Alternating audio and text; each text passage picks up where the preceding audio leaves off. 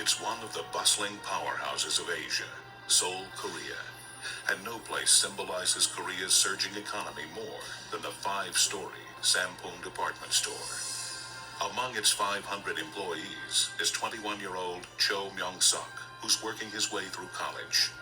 But on a warm afternoon in 1995, neither Cho nor the other 1,500 people inside notice the growing cracks, or that management suddenly flees the building.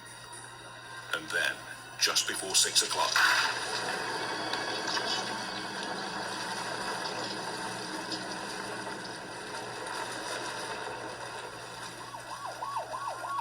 without warning, one half of the structure collapses in a thundering roar.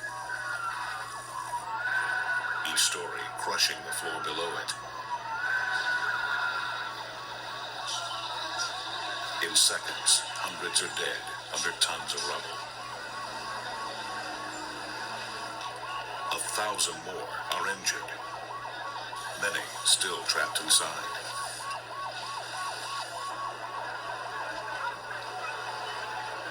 Among them is Cho Myung-suk, who was in the basement. It happened so quickly.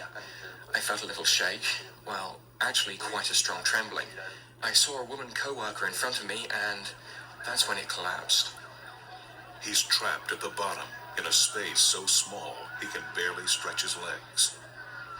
At first I felt an intense fear, but as I gave up hope, it became a bit easier to bear. As stunned passers-by and rescue workers comb the debris, searching for the living and removing the injured, no one can guess what caused this tragic disaster. I had a lot of thoughts, earthquake, terrorists, but I couldn't figure out what had happened. To keep his spirits up, Cho talks with 3 other survivors buried near him. We talked about wanting to survive. We encouraged one another to be stronger. We talked about things like that a lot. But as the hours turn into days, 3 voices become 2, then 1, then silence. Distraught relatives hear the grim news, while the death toll climbs. As the days pass, workers despair of finding more survivors. Cho, too, has given up all hope. But then, 10 days after the collapse, he hears the sound of a jackhammer. I saw light coming through a hole, and I crawled towards the light.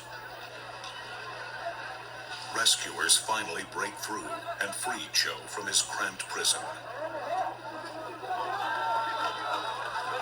The sudden light after 10 days of total darkness is so blinding, medics have to shield his eyes with a towel.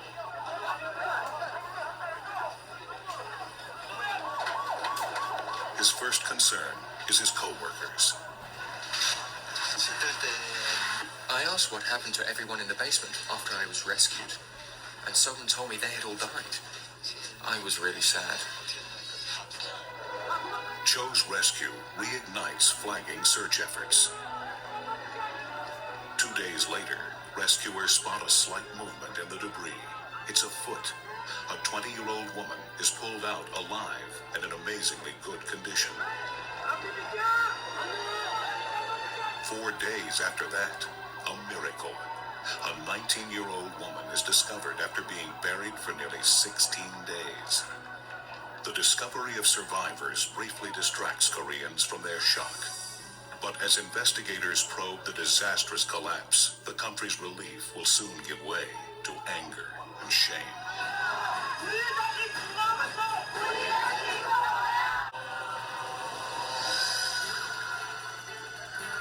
When Korea's 5-story Sampoong Department Store collapses, killing more than 500 people, investigators begin pouring through the rubble for answers. Duck J. Kim leads the investigative team.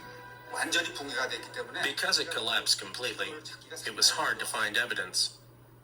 But we collected the samples from what was there, and we tested the raw materials used.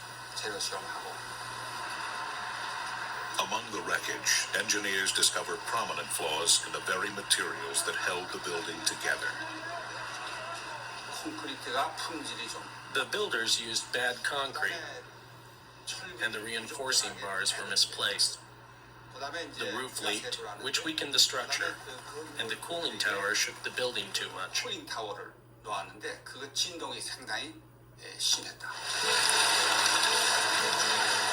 So the building was inherently weak.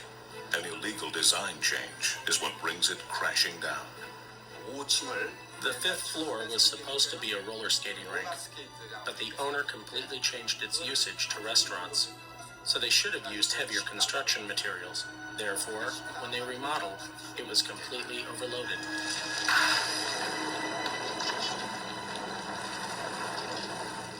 12 city employees are arrested on bribery charges. The building's owner is charged with gross negligence.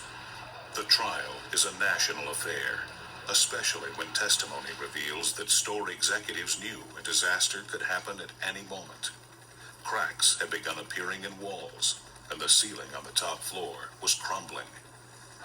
In fact, on the day of the collapse, the store's managers left the building out of fear, but neglected to close the store or warn others.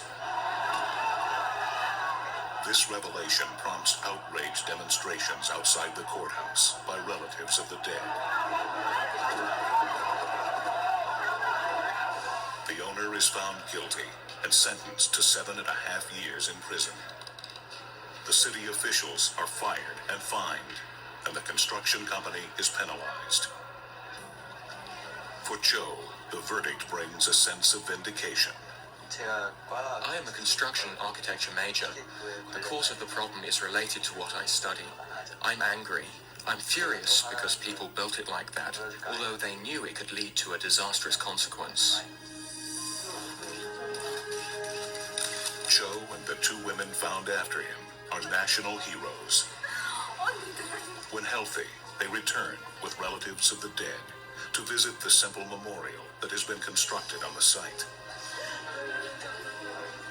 Pictures, candles, incense, small remembrances for the innocent victims of greed and corruption, whose deaths remind us that safety must always be the most important consideration.